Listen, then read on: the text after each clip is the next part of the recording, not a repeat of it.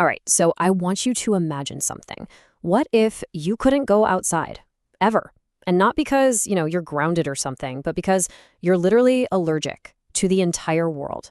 That's the story we're diving into today. A girl in a bubble, and what happens when that world finally comes knocking on her window. And that's our main character, Madeline Whittier, Maddie for short. And that quote? That's her in her own words. She's not being dramatic. It's the one single rule that defines her entire life, every single moment for 17 years. So what's actually going on here, medically speaking? Well, Maddie believes she has something called SCID, severe combined immunodeficiency. You might have heard of it as bubble baby disease. It's this super rare genetic disorder where your immune system just doesn't work. Even a common cold could be a death sentence. And for 17 years, this diagnosis, it hasn't just been a fact. It's been the law. So let's take a look at her world. What does that life actually look like? Well, it's one house, a completely sterile, white, air-filtered house that she has not stepped out of in 17 years. Think about that. And her only human contact, just two people, her mom, who's also her doctor, and her nurse, Carla. Her whole universe is just this loop of quiet, super predictable routines. I mean, we're talking reading new books and then rereading old ones, movie nights with her mom, playing this game called phonetic Scrabble. But everything, and I mean everything, is structured around daily medical checkups and just watching the world from her window. It's a life that's been perfectly engineered for one thing, to keep her safe, to keep her in control, and totally, completely cut off from any kind of risk. But you know how these things go, right? In a world that's built to keep everything out, something always finds a way in. And for Maddie, that something is a family moving in next door. And even more specifically, their son, Olly. So Maddie starts watching them from her window, almost like she's a scientist studying some new fascinating species. And her observations? They paint a pretty clear picture of a family just bubbling with tension. You've got the mom, who's always pleading with the kids, the sister, Kara, sneaking cigarettes, and the dad, whose yelling starts at 7:45 p.m. sharp, like clockwork. But then there's Olly. He's the one variable she can't figure out. Her only note for him? Unpredictable. And that unpredictability, well, it leads to contact. Not face-to-face, of course, but through email. Olly's the one who reaches out first, and he just cuts right to the chase with a question that perfectly sums up Maddie's whole bizarre, ghost-like existence. And her response? It tells us so much about the real Maddie, the one who exists beyond the SCID diagnosis. She's witty, she's clever, and for the very first time in her life, she's actually talking to someone her own age. And right there, that's the spark. That's what lights the fuse for everything that's about to happen. So their whole digital thing, it blows up pretty fast. It goes from just a friendship to something way deeper. And this is the turning point. This is where Maddie's carefully built, super safe world starts to feel, well, less like a sanctuary and a lot more like a prison. It really boils down to one question, doesn't it? Is a safe life actually worth living if you're not, living?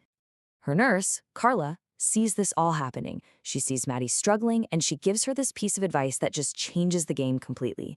She says, everything's a risk. Not doing anything is a risk. It's up to you.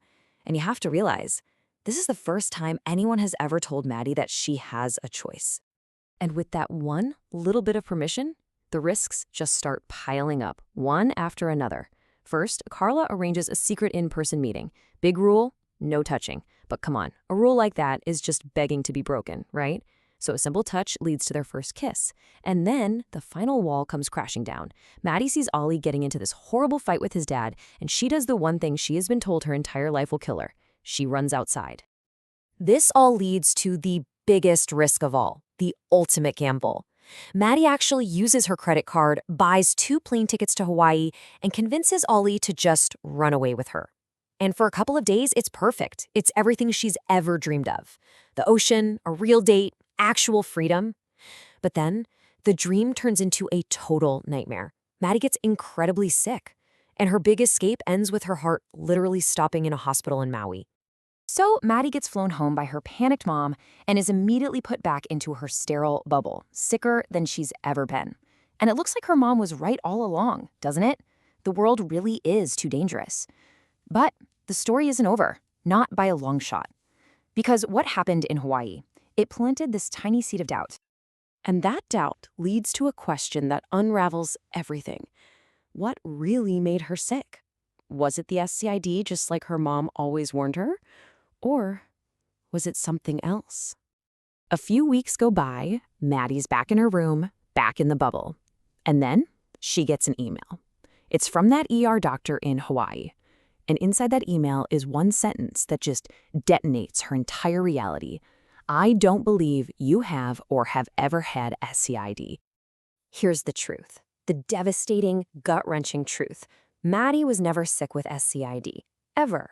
Years ago, a horrible accident killed her father and her brother, and her mom, just shattered by grief, basically invented the illness to protect Maddie from ever getting hurt by the world. Her protector was her captor. So what happened in Hawaii? It wasn't SCID.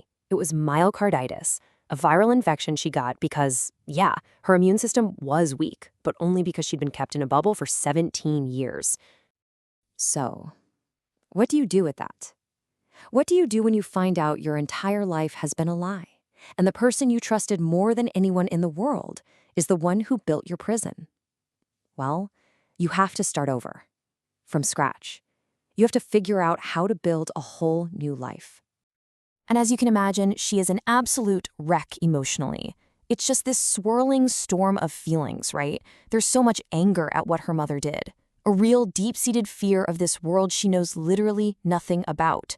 But mixed in with all of that, there's hope. For the first time, this powerful, thrilling sense of what her future could actually be. But she doesn't just sit there in it. She starts taking control back, one step at a time. First things first, she gets official confirmation from a specialist that she's healthy. She redecorates her room, turning her prison back into just a bedroom. She even starts down the long, hard road of trying to forgive her mother. And then she packs a bag, for real this time, and books a flight to New York. That's where Olly and his family moved to get away from their own problems. And where does she find him? In a used bookstore in New York City. I mean, how perfect is that? A place full of old stories for two people who are finally ready to start a new one. It's this quiet, hopeful moment, and it's the real start of Maddie's life. Finally. And the story leaves us with this final thought from Maddie, which she calls her own little spoiler review. After everything she's been through, trapped by a mother's love that was rooted in fear, and then set free by a boy's love that was all about adventure, she comes to one conclusion. The bottom line is this: love, with all its risks, all its messiness, all its world-changing power, is worth everything. Everything.